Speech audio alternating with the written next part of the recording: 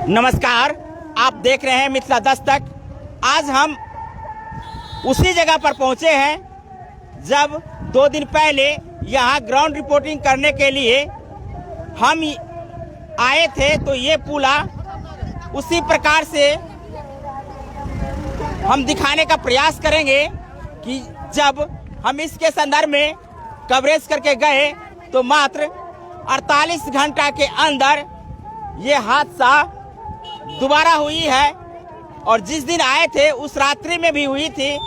आप यहाँ देख सकते हैं कि जब प्रशासन इस बात को लेकर सचेत नहीं है और यहाँ आए दिन हादसा होती रहती है, तो हम आपको ले चलेंगे स्पॉट पर जहाँ से हम आपको दिखाए थे कि ये मधुबनी झंझारपुर जाने वाली स्टेट हाईवे है और इस स्टेट हाईवे पर नारायणपुर सलमपुर गांव के बीच बनी ये कोसी नहर पुला जो काफी जर्जर है और मौत का सौदागर भी है। मौत का सौदागर इसलिए कहते हैं कि आए दिन 2 दिन 3 दिन के बीच में यहाँ घटना हादसा के रूप में घटती है। इसके संदर्भ में मैं बहुत सारी बातें बता चुका हूं और 1 घंटा पहले मैं वीडियो लोड किया हूं और वही बात जिसको हमने संकेत किए थे कि यहाँ कभी भी दुर्घटना हो सकती है और वही दुर्घटना यहाँ आपको अभी 1 घंटा पहले हुई है। मारुति सवार 100 परिवार मधुबनी से आ रहे थे, थोड़ा दिखाइए, और इस पुलिया के अंदर सीधा जंप कर गए हैं। संजोग अच्छा है कि बाल बचे हैं, 100 परिवार, ड्राइवर सहित सारे लोग सुरक्षित हैं और सुरक्षित होने का कारण आप यहाँ देख सकते हैं कि जलकुंभी है और जलकुंभी के अंदर पानी है। तो ये एक प्रकार से उनके लिए सौभाग्य था कि वो बच गए हैं, लेकिन ये कब तक बचते रहेंगे आप देख सकते हैं। थोड़ा साइड हुए, यहाँ आप देख लीजिए रेलिंग की जो व्यवस्था है और दूसरी बात दोनों तरफ से 45 डिग्री यानी 45 डिग्री पर ये सड़क मुड़ती है और जहां सुरक्षा के नाम पर टाइट फिस है और प्रशासन सोई हुई है। अब तक यहां कोई भी प्रशासन नहीं पहुंचे हैं और आप जिस सुरक्षा को लेकर के चिंतित रहते हैं कि कैसे हम अपने परिवार को सुरक्षित रखें, तो ऐसे में चाहे स्टेट हाईवे के पदाधिकारी हो, इंजीनियर हो या कोसी नहर के पदाधिकारी हो या इंजीनियर हो, आप लोगों के साथ खिलवाड़ कर रहे हैं। यहाँ आने जाने वाले लोगों के साथ खिलवाड़ हो रही है। हमारे जो गाड़ी एक्सीडेंट के रूप में सीधे 30 फुट नीचे पानी के अंदर गई थी, उसका हम विजुअल दिखाते हैं ऑन लाइव। आइए हम आपको दिखाते हैं। यही वो गाड़ी है जिसे जेसीबी के माध्यम से टांग करके ऊपर लाई गई है। गनीमत यही है कि बाल बचे हैं, इसमें जितने भी सवार थे वो बाल बचे हैं। तो ये सीधा जो गाड़ी आपको दिख रही है जिसमें रास्ता बांधा जा रहा है, ये वही गाड़ी है जिसमें लगभग 3-4 फैमिली मेंबर थे, वो बचे हैं। छोटा बाल बच्चा भी था, वो भी बचे हैं। इसके संदर्भ में मैं विशेष जानकारी नहीं दूंगा जी कौन थे, कहाँ थे। बाल बचे हैं, ये गनीमत है। लेकिन यहाँ के लोगों के लिए, यहाँ सफर करने वाले यात्रियों के लिए आए दिन मौत का सौदागर बनता हुआ ये नारायणपुर सलमपुर का ये स्टेट हाईवे का पुला और सरकार और यहाँ के प्रशासन तंद्रा की निंदा में सोई हुई है और उसे जगाने के लिए सिर्फ और सिर्फ हमारे जैसे छोटे मीडिया हाउस के ये या यूट्यूबर के ये आकर के दिखाते हैं। लेकिन इतने बड़े हादसे हो जाने के बाद भी यहाँ अब तक कोई नहीं पहुँचा है, तो इसी से आपको पता चल जाएगा। आइए हम लोगों से बात करते हैं कि आखिर इसको कब तक यहाँ के लोग झेलते रहेंगे। यहाँ के निवासी हैं, थोड़ा इधर आइए, आप इधर आइए। ये यहाँ के प्रत्यक्षदर्शी हैं और इनके सामने में कई घटनाएं हो चुकी है।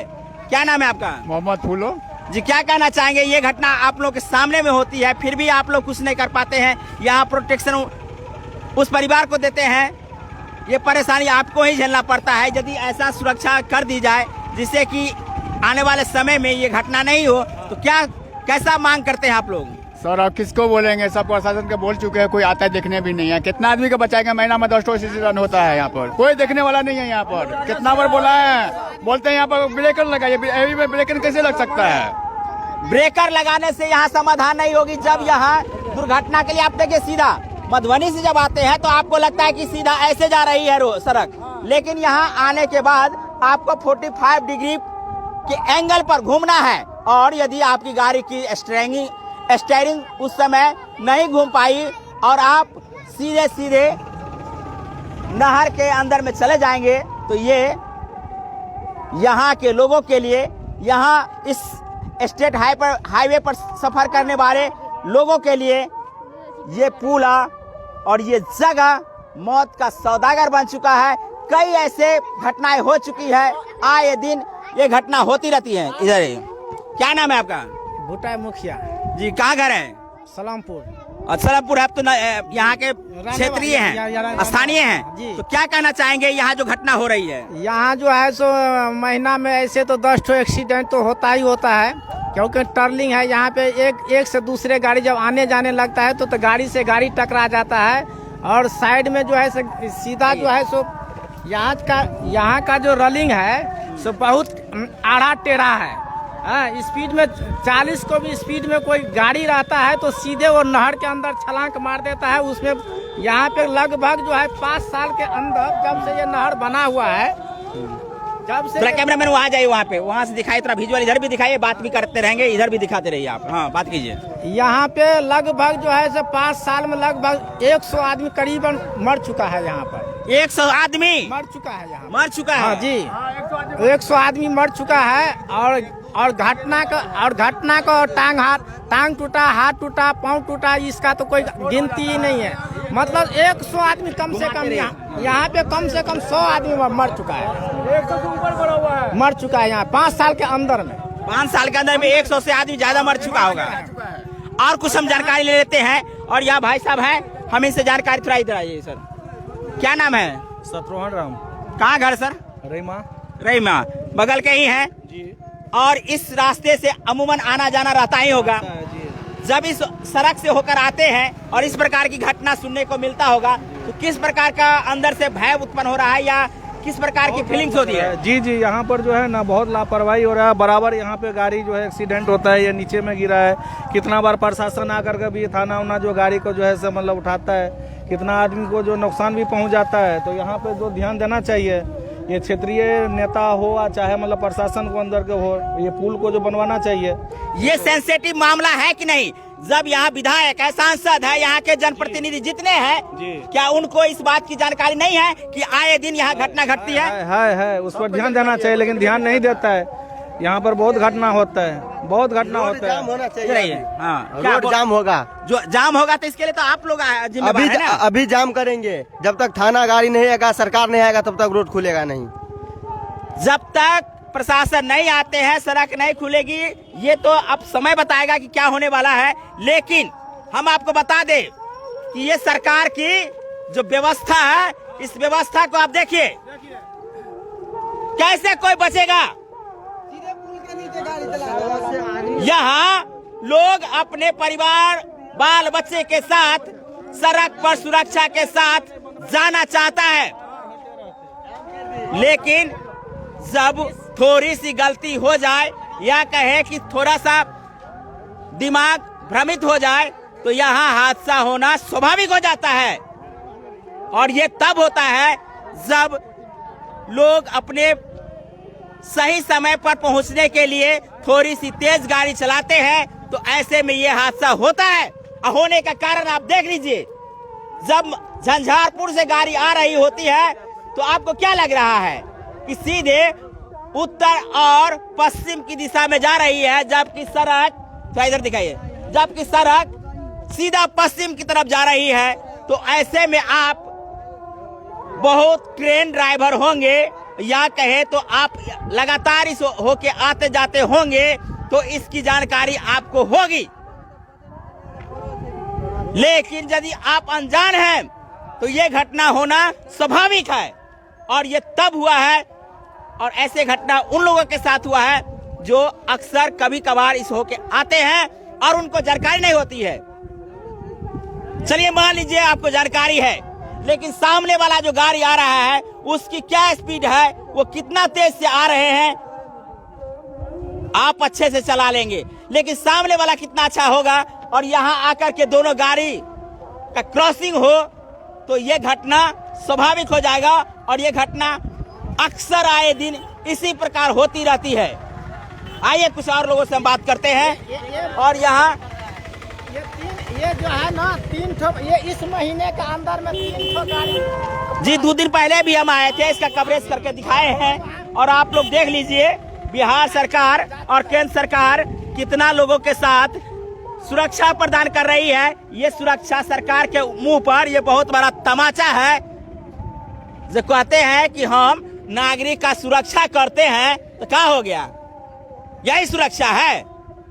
यही पानी में जाइए और गोता खाकर मरिए, बच गए तो ठीक और नहीं बचे तो गए। बोलिए नाम, क्या नाम है? प्रमोद शंकर पासवान मेरा नाम है। घर कहाँ है? कोठिया घर है। तो बोलिए ना, वो आपको दूसरे से काहे बोलवाते हैं? आप बोलिए। बोलिए जो यहाँ आदरणीय नीतीश कुमार जी देखे जो क्या यहाँ का स्थिति है। आदरणीय नीतीश कुमार जी के बहुत सारे अंग है, जब चुनाव होती है तब कहाँ चले जाते हैं? लेने के लिए आ जाते हैं, वोट लेने के लिए आ जाते आप विधायक है बगल के जो आपका क्षेत्रीय कार्य करने वाले हैं, उनको काहे नहीं कहते हैं? सुनवे नहीं करते हैं तो हम लोग क्या? सांसद नहीं सुनते हैं? कोई नहीं सुनता है, कोई नहीं सुनता है, बिल्कुल नहीं सुनता। तो नहीं सुनता है तो आपको सब जब सुनने की बारी आती है 5 साल के बाद तो आप लोग क्या कर लेते हैं? हम लोग क्या करते हैं, जो आता है वोट लेकर के चला जाता है ना, घर में बैठ जाते आपका हैं। खरात वाला वोट है क्या? तो खराते वाला है ना, इसीलिए ना। तो ये देख सकते हैं यहाँ आक्रोश है, लोग बोलना नहीं चाह रहे हैं। यहाँ जो भी आते हैं इस बात को देख करके इग्नोर करके चले जाते हैं कि हो आज बच गया कल बच गया, लेकिन बचने वाला नहीं है और ये जन समस्या अक्सर होती रहेगी। ये समस्याओं को लेकर के हम अक्सर आते रहे हैं और लोगों से बात करते रहे हैं। 2 दिन पहले आए हैं, यहाँ की जन समस्या को उठाए हैं और यहाँ वही बात दोबारा हो गई है। तो मेरी जो बनाने का व्यू था वो यहाँ लोगों को जगाने का मकसद था। आज यहाँ जनता नहीं जागेगी तो उनके साथ आने वाले समय में ऐसा ही घटना होगा। आपको जागना होगा और चाहते हैं आप कि यहाँ इस प्रकार की घटना न हो, सड़क पर पूरा सीधा बने या कहे कि दोनों साइड से बैरियर बने। तो इसके लिए आपको इस वीडियो को ज्यादा से ज्यादा शेयर करना होगा और नहीं कीजिएगा तो ऐसा घटना झेलने के लिए तैयार रहिए। हम आपको मधुबनी जिला के झंझारपुर प्रखंड अंतर्गत नारायणपुर और सलामपुर के बीच कोसी नहर पर बने स्टेट हाईवे का पुला से हम आपको सीधा सीधा लाइव दिखा रहे हैं और आप देख रहे हैं कि यहाँ की क्या स्थिति है और आने वाले समय में ये स्थिति इसी प्रकार रही तो मैं दोबारा आऊंगा, इस मुद्दा को उठाऊंगा और लोगों को बताऊंगा कि ये लगातार यहाँ के क्षेत्रीय जनप्रतिनिधि, यहाँ के प्रशासन, यहाँ के सरकार, चाहे केंद्र सरकार हो बिहार सरकार हो, इस बात को ध्यान नहीं दे रही है। सरकार आप सुन रहे हैं तो यहाँ के लोगों के साथ जान पर खतरा जो बना हुआ है उसको बगस दीजिए, नहीं तो यहाँ आने वाले समय में बहुत बड़ी हादसा, इससे बड़ी हादसा होती रहेगी। आज तो बच गए हैं, लेकिन जैसा जानकारी हुआ है कि 4-5 साल में 100 से ज्यादा लोग इस पुला के कारण मरे हैं। तो इसके जिम्मेदार कौन? इसके जिम्मेदार सिर्फ और सिर्फ आप हैं। आप यहाँ सुरक्षा देंगे तो ये घटना नहीं घटेगी। चलिए आज यहाँ आपको हमारा एक ही मकसद था, जो कल ये घटना नहीं हो, इसके लिए मैं दोबारा यहाँ आया हूँ और मिथिला दस्तक के माध्यम से तमाम हम अपने व्यूअर्स को बताना चाहते हैं ये घटना यहाँ सिर्फ और सिर्फ लापरवाही के कारण हुई है। चलिए अंत में हम यही कहेंगे कि हमारे चैनल मिथिला दस्तक को आप फॉलो नहीं किए हैं, लाइक नहीं किए तो कर लीजिए, कारण ऐसा घटना हम दिखाते रहेंगे। साथ में हमारा यूट्यूब चैनल मिथिला दस्तक है, उस पर जाकर के सब्सक्राइब कर दीजिए और हम आपको ऐसे ही घटनाओं से रूबरू कराते रहेंगे। जो जन समस्या से जुड़ा हुआ समस्या है उसको दिखाते रहेंगे। बहुत बहुत धन्यवाद। जय हिंद, जय भारत, जय मिथिला।